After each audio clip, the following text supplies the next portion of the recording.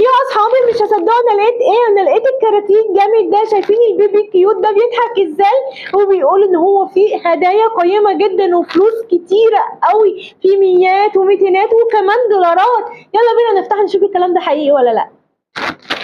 يا رب يكون حظ حلو المره دي. بسم الله الرحمن الرحيم. يا ترى فين الهديه فين؟ واو، انا كسبت فيه جنيه دهب. انا فرحانه قوي بجد. شايفين؟ اول مره اجيب كاراتيه واكسب فيه جنيه دهب. يلا بينا بقى ندوق. بسم الله الرحمن الرحيم.